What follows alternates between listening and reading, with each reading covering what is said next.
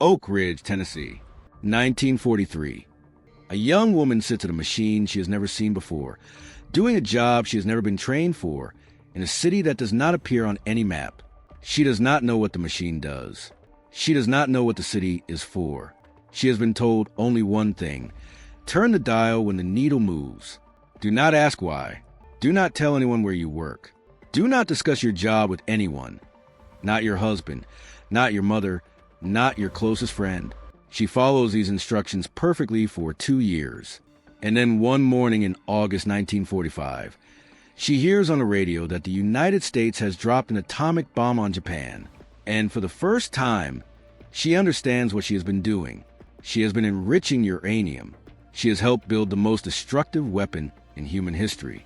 And she never knew. Act 1, The Secret City. The Manhattan Project is one of the most written about scientific endeavors in history.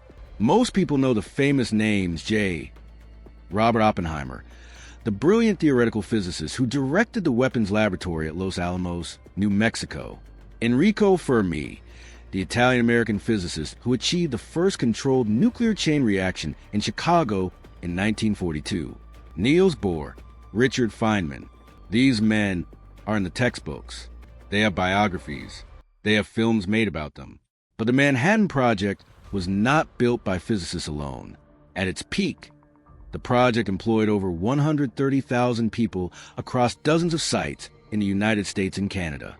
The vast majority of these workers had no scientific training whatsoever. They were factory workers, secretaries, construction laborers, janitors, truck drivers, and machine operators. They built the facilities, operated equipment, cleaned the laboratories, and kept the entire operation running, without being told what any of it was for. 3 sites formed the core of the Manhattan Project's industrial operations. Oak Ridge, Tennessee, a city of 75,000 people built from scratch in the Appalachian Hills for the sole purpose of enriching uranium. Hanford, Washington, a vast nuclear production facility built on the banks of the Columbia River, where plutonium was manufactured for the bombs. And Los Alamos, New Mexico, the secret weapons laboratory where the bombs were actually designed and assembled. Each of these places was, in its own way, a city that did not officially exist. Act 2, The Women of Oak Ridge. Of all the hidden workers of the Manhattan Project, perhaps none represent the story more completely than the young women who operated the calotrons at Oak Ridge. Calotrons were electromagnetic separation devices used to separate uranium-235, the fissile isotope needed for an atomic bomb, from the far more abundant uranium-238. The process was enormously complex. The machines required constant, precise monitoring. A needle on a gauge had to be kept within a specific range at all times. Too far in either direction, and the separation process failed. The scientists at Oak Ridge faced a problem. They needed hundreds of operators for these machines, people who could maintain precise, focused attention for hours at a time. But they couldn't tell anyone what the machines were doing or why precision mattered. So they tried an experiment. They trained both engineers and young women with no scientific background to operate the same machines under identical conditions. The women outperformed the engineers. The scientists concluded that the engineers kept trying to understand what the machine was doing and why, which led them to second-guess the instructions. The young women, who had been told simply to keep the needle in position without any explanation, followed the instructions precisely and consistently. They were better operators because they had not been given the information that would have led them to deviate from protocol. These women, many of them teenagers and young adults from rural Tennessee, recruited with promises of good wages and wartime patriotism, sat at their machines 8 hours and no idea day, 6 days a week, for months and years. They maintained precision that helped produce the enriched uranium that went into the bomb dropped on Hiroshima. And most of them had. Act 3, Hanford and the workers who got sick. While Oak Ridge enriched uranium, Hanford, Washington produced something even more dangerous, plutonium. The Hanford site, built on 586 square miles of scrubland along the Columbia River, was the world's first large-scale nuclear reactor facility.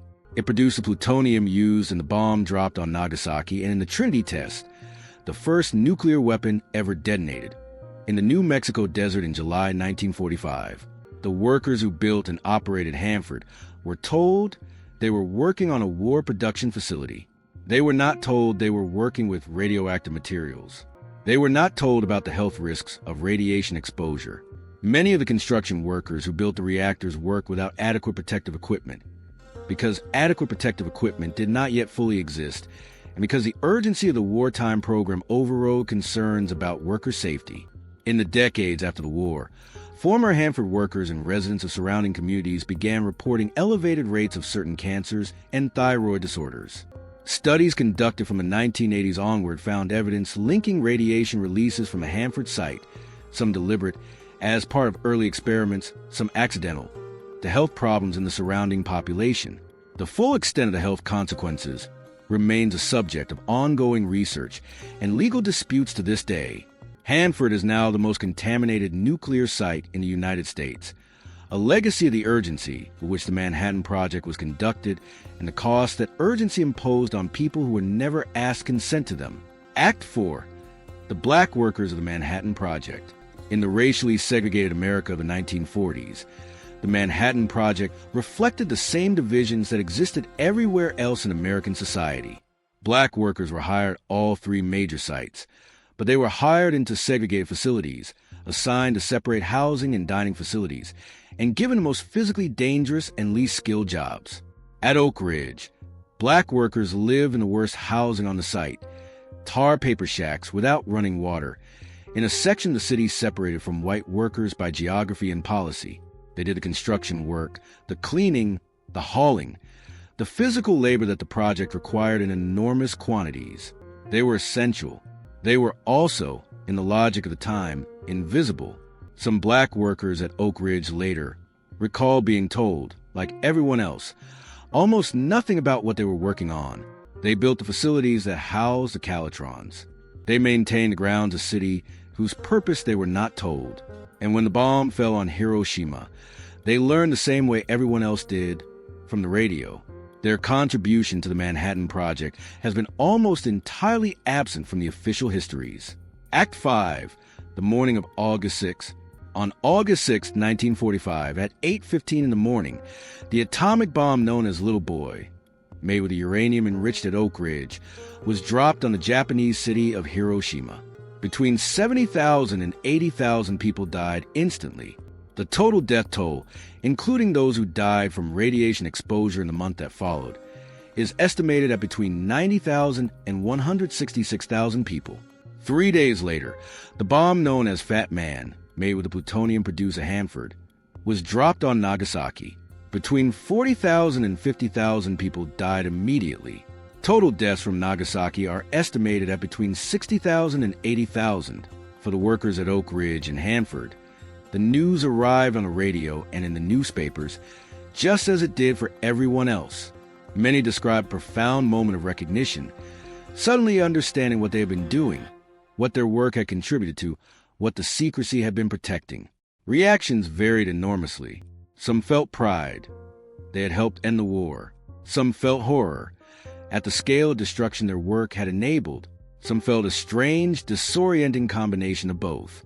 And some, particularly those who had operated machines without knowing what the machines were for, felt something harder to name, a sense of having been used, of having contributed to something enormous without being given the choice of whether to contribute. Closing sequence. The Manhattan Project succeeded in building the atomic bomb. It also succeeded in keeping itself secret from the American public, from Congress, from the Vice President of the United States himself, and from the 130,000 people who built it. Those 130,000 people, the women at the Calatrons, the construction workers at Hanford, the black laborers in segregated Oak Ridge, the truck drivers and janitors and machinists who kept the operation running, are almost entirely absent from the story that history tells about the Manhattan Project. The story history tells is about Oppenheimer, about the physics, about the decision to use the bomb. But the bomb was not built by physicists. It was built by people who were told to turn a dial when the needle moved, and not to ask why. They deserve to be remembered. Fade to black. The Manhattan Project employed over 130,000 workers at its peak. Most had no idea they were building an atomic bomb. Hanford remains the most contaminated nuclear site in the United States. Black workers at Oak Ridge lived in segregated conditions throughout the project. The women who operated the calatrons at Oak Ridge helped enrich uranium for the Hiroshima bomb. Most never knew until they heard it on the radio. And